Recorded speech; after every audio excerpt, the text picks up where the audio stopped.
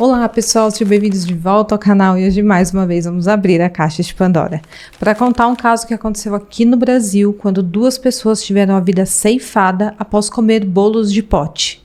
Logo começaram a questionar se esse bolo estava estragado ou então batizado com alguma substância tóxica e principalmente se alguém tinha feito isso de forma proposital. E antes de você continuar assistindo o vídeo, como sempre eu vou pedir para você não se esquecer de curtir e de se inscrever aqui no meu canal para acompanhar todos os casos. Nós estamos postando de 2 a 3 vídeos por semana, então você tem que se inscrever para você não perder nada. Além disso, eu abri a possibilidade de você se tornar um membro aqui do meu canal, que é uma forma de apoio no meu trabalho, e com isso você terá acesso a vários benefícios, incluindo um vídeo exclusivo para membro por mês. Então clica aqui no primeiro link da descrição e se torne um membro. E também um recadinho que eu queria dar para vocês é que eu faço conteúdos exclusivos para redes sociais de fotos. Então eu faço casos curtos para vocês lá também e posto diariamente.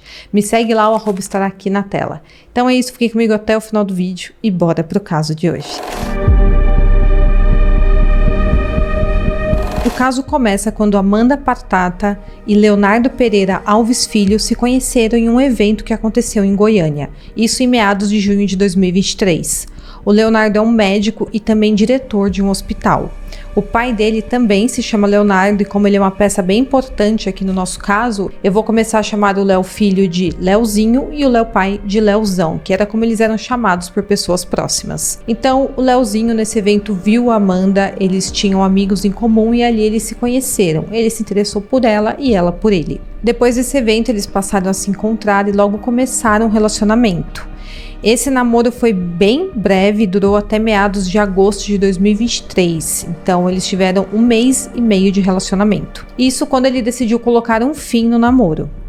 Porém, o que tinha sido apenas um namoro bem passageiro para o Léozinho, tinha tido uma intensidade muito maior para Amanda, a ponto de ele virar o alvo da sua obsessão. Após o término, Amanda procurou o Léozinho para dizer que estava grávida dele. Isso foi uma surpresa. A partir disso, ela começou a arrumar motivos diariamente para mandar mensagens para ele. Era algo bem insistente e até desconfortável para o Léozinho, uma vez que ele não queria toda essa proximidade com ela. Afinal, ele tinha terminado o relacionamento. Mas a partir do momento em que ela disse que estava grávida dele, ele sabia que não ia ter muito jeito, ele ia ter que ter algum contato com ela. Mas ela forçava esse contato diário. Ao longo dos meses, ela mandou para ele teste de gravidez positivo, provando que estava grávida, e até mesmo um ultrassom do seu bebê. Durante esses meses que se seguiram, ela não se manteve apenas próxima do Léozinho, mas também da família dele. Afinal, todos achavam que ela estava ali carregando um novo membro para aquela família. Então ela fazia visitas na casa dos familiares do Léozinho, mesmo quando ele não estava na cidade, e ela sempre pedia para que eles colocassem a mão na barriga dela para sentir o bebê se mexer. E os familiares deles disseram que ela só falava sobre a sua gravidez, então era assim o assunto principal dela. Ela também fez um chá revelação, uma festa para revelar o sexo da filha deles. E ali eles diziam que ela teria uma menina. E falando um pouco sobre quem é a Amanda, ela tem 31 anos e ela é uma advogada que morava na cidade de Itumbiara, em Goiás, localizada a cerca de 3 horas de Goiânia. Na sua infância, ela foi bem rejeitada pelo seu pai, o que trouxe um certo trauma para a vida da Amanda. Mas é dito que ela foi criada pela mãe e pela avó em uma casa super bem estruturada, tendo as duas muito presentes na sua vida desde a infância. E ela cresceu em Itumbiara em um condomínio fechado de casas de alto padrão, então a Amanda sempre teve ótimas condições financeiras. Tanto que depois de adulta, ela comprava bolsas de grife, vestidos de marca, então assim, questão financeira nunca foi um problema para ela. Porém, ela ainda carregava aquele trauma do seu pai e um outro trauma, que era em relação ao seu próprio corpo, principalmente por ela ter engordado muito quando ela era mais jovem. Porém, aos 31 anos, na época dos fatos, ela já havia feito uma cirurgia bariátrica e agora era uma mulher magra. Ainda assim, é dito que ela carregava ali um certo trauma sobre o seu corpo. Nas redes sociais, ela se autodenominava psicóloga e terapeuta. E ali ela postava diversos textos sobre saúde mental, sobre reflexões e também a respeito de literatura. Ela dava várias dicas de livros para os seus seguidores. E mesmo ela se auto-intitulando psicóloga e terapeuta, na verdade ela não possui registro ativo no Conselho Regional de Psicologia de Goiás. E para o exercício legal dessa profissão, todos os psicólogos são obrigados a manter o registro nesse órgão. Ainda assim, ela se autodenominava psicóloga e inclusive fazia atendimento de pacientes. Ela cursou Direito na Universidade Luterana do Brasil e ela tem registro ativo junto à OAB.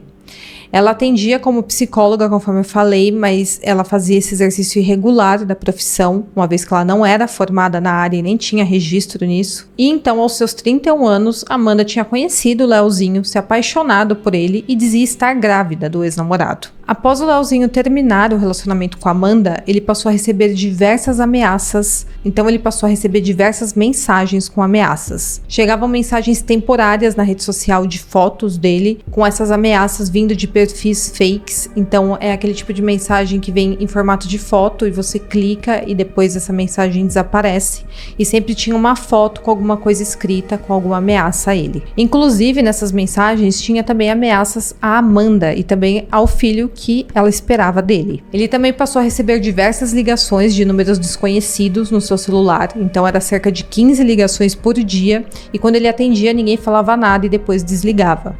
Ao todo, ele diz que bloqueou mais de 100 números de celular ligando para ele.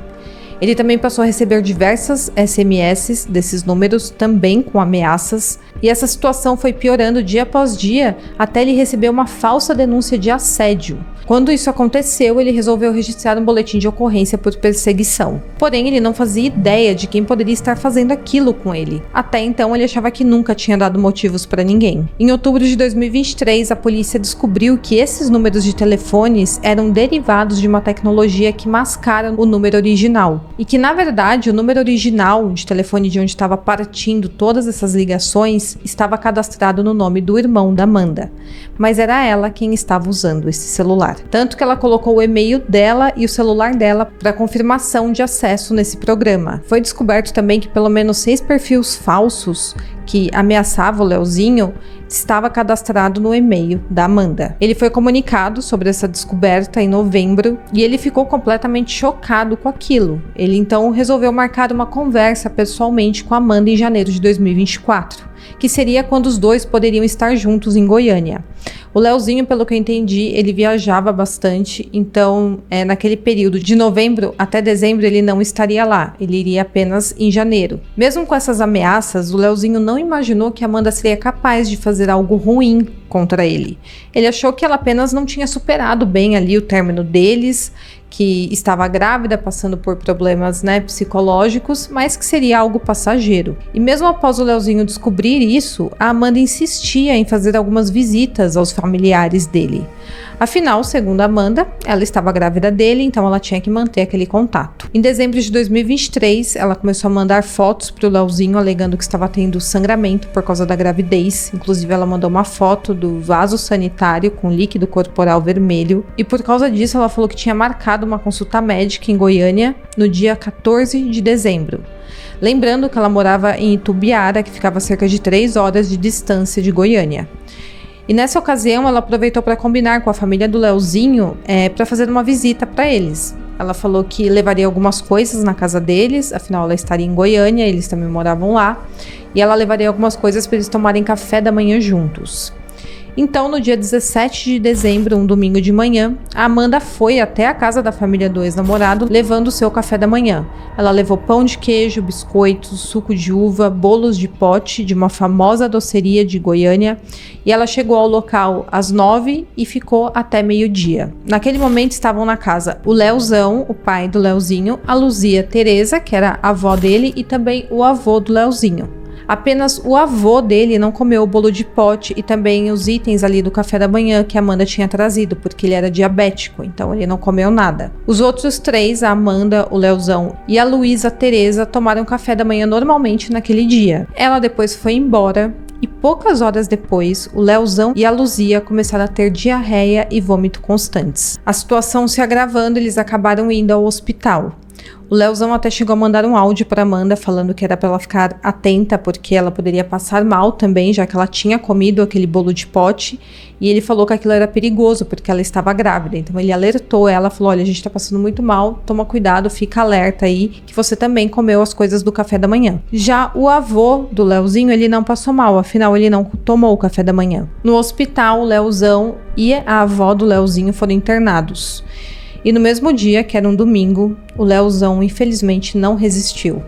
E no dia 19, na madrugada, de domingo para segunda, a avó do Leozinho também acabou falecendo. Inicialmente, a causa foi dada como intoxicação alimentar.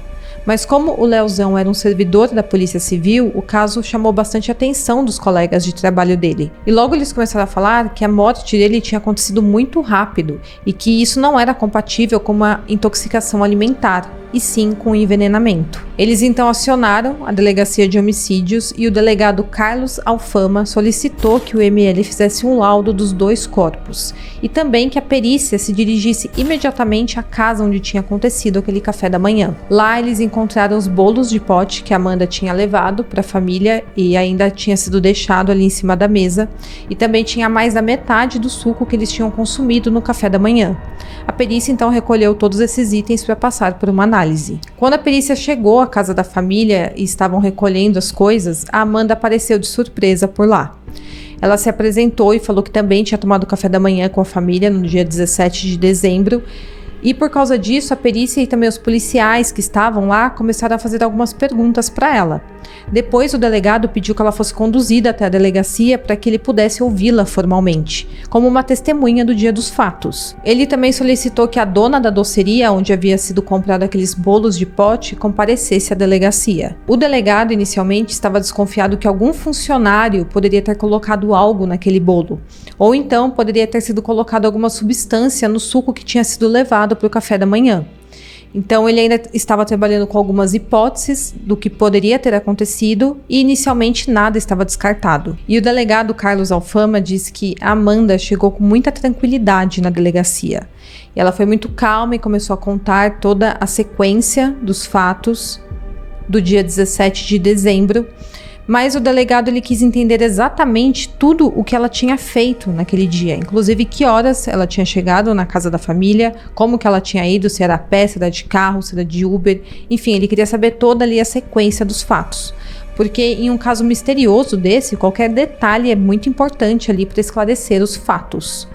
Ela então falou que morava em Tubiara e tinha viajado para Goiânia no dia 14 de dezembro para fazer algumas consultas médicas, porque estava grávida. E ela falou que ficou hospedada em um hotel. Dia 15, ela falou que teria saído para comprar algumas roupas e dia 16 tinha passado o dia inteiro no hotel. Aí no dia 17, no dia dos fatos, ela tinha combinado de fazer aquele café da manhã na casa do seu ex-sogro, o Leozão.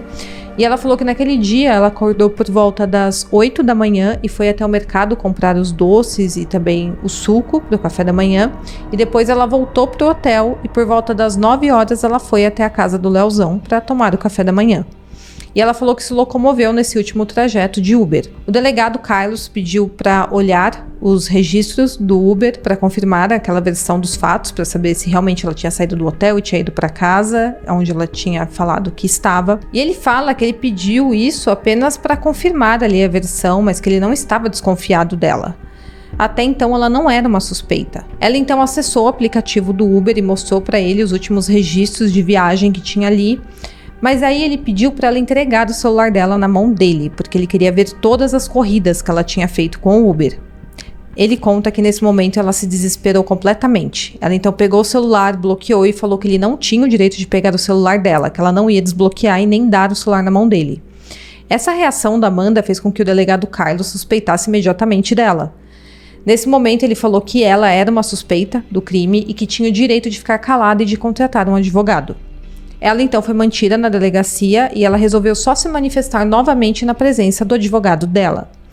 O delegado insistiu, tentou conversar com ela, falou que queria ver o celular e falou que se a Amanda tivesse alguma foto íntima ali dentro ou então alguma conversa íntima que poderia constrangê-la, ela poderia apagar na presença de uma policial mulher e depois entregar o celular, e que a única coisa que ele queria ver de fato era as informações que tinha envolvimento ali com a morte do Léo e da dona Luzia. Mesmo assim, ela falou que não ia mostrar o celular. Nesse momento, o delegado falou que teve a certeza que ela era a autora dos crimes.